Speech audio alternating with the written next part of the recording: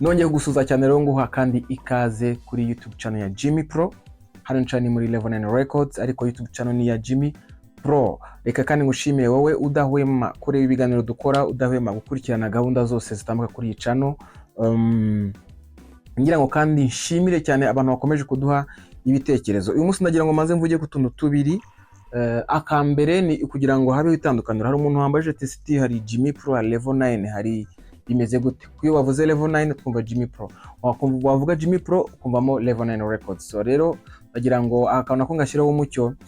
Channel ya Level 9 Records ni channel ubundi izagitambukaho ibikorwa bya rusange biranga muri iyi nzu. Harimo iby'abahanzi dukorana nabo, harimo indirimbo zamwe mu bahanzi, hari ama studio sessions menshi yagiye akorerwa muri iyi nzu. Ibyo ni ibikorwa by'umuryango nakwita umuryango wa Level 9 Records. No kuvuga ngo umuntu wese wakoreye muri iyi nzu nawe yisanga muri Level 9 Records. So iyo channel niyo izajya ijyaho ibintu navuga biri rusange bigendanye n'akazi kaba kakorewe muri iyi studio. Noneho channel ya Jimmy Pro nyita ko ari channel yanjye ku giti cyanjye, nubwo ushobora gutambukaho ibyabereye hano ariko hanini bari byanjye ku giti cyanjye cyangwa se no bwa muzika. Iby'ingenzi muba mukeneye kumenya bizajya binyura hano. No kuvuga ngo ni channel personal, donc yihariye y'ibyanjye.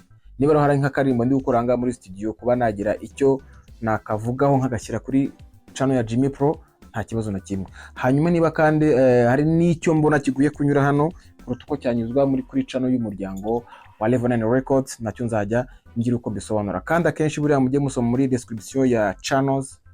Hari gihe ushobora kugera nko kuri channel utasobanukiye neza purpose cyangwa se intego, voilà, cyangwa se donc utasobanukiye intego yayo ukagira ngo wenda hari ikintu kitari cyo wenda kiri kwikorerwa. Oya, Jimmy Pro ni ku ruhande rwe ni ibikorwa bya Jimmy, ariko akaba none na Level 9 izagitambukaho ibikorwa bya rusange byakozwe na Jimmy cyangwa n'undi muntu wese, ariko ari ibya rusange bya Level 9 Records. Nizere ko ako gasobanutse.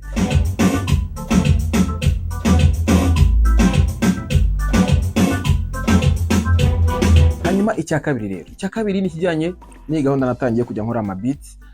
Nje gusubiza umuntu wari wafashe ibintu uko bitari kugira ngo musobanurire. Birashoboka ko tabari nawe wenyine.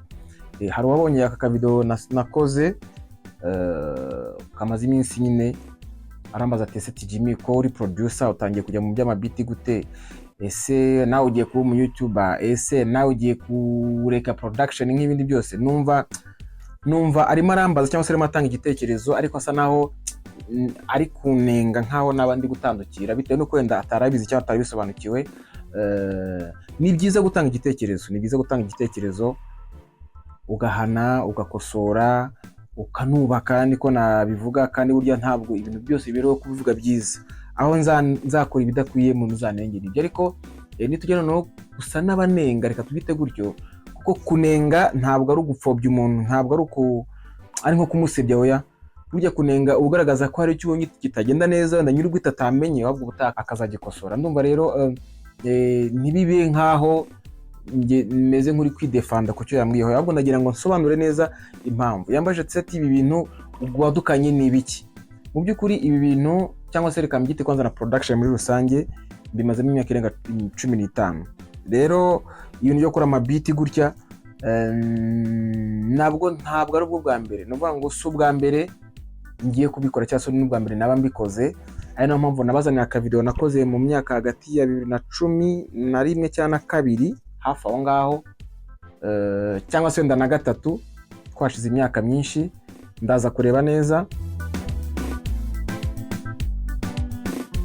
yego. Ariko icyo nshaka kuvuga ni iki rero, mu by'ukuri ntugire impungenge muvandimwe, mbo yabimbwiye ambaza kuko yari afite ndamatsiko cyangwa se abona ko naba natandukiriye n'undi wese abimenye, kuko muri production habamo ibintu byinshi. Producer ushobora kuba uri producer ukabana beatmaker n'umuntu ukora beat, nta kidasanzwe. Kimwe ko ushobora kuba nyine na producer ariko utari beatmaker, no kuvuga ngo ukora utuntu duke abandi bakaza bakora ama beat. Byose ni ibintu bishoboka. Rero kuba wakora beat cyangwa se wana producing utari beatmaker nta kibazo kirimo. Ubwo rero nangize ngo uyu munsi mbereke ko ibingibi ndi gukora si ubwa mbere, nta nubwo ari n'ubwa none, ahubwo ni ibintu twatangiye kera, ni tumaze imyaka. Reka mbasangiza aka video muri kuntu kera byari bimeze uko twabitangiye, nubwo nyuma hajeho indi nkubiri y'ibindi byinshi n'akazi kenshi gatandukanye, ariko biya bikituri mu maraso. Yo, ni Jimmy Pro kuva muri Celebrity Music, ngiye kubakora injyana Afrobeat.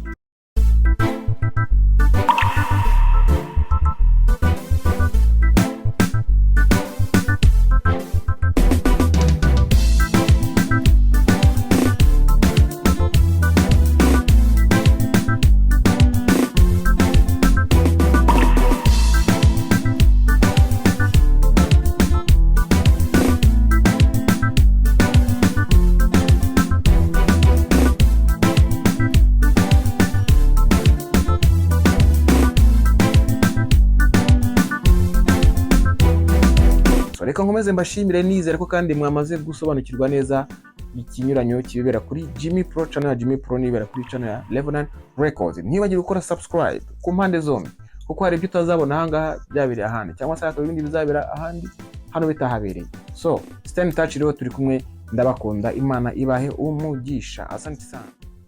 Haryo ubundi wowe IKN cyangwa se IKN ishusho ku muziki nyarwanda urayizi cyangwa urayumva gusa? Jya kuri YouTube channel yabo wandikemo IKN ishusho ku muziki nyarwanda cyangwa se IKN ishusho ku muziki nyarwanda. Ndabizi kuri busangiye amakuru menshi cyane, uratungurwa uraza kumenya bimwe cyangwa se ifatizo ry'aho muzika yacu yavuye.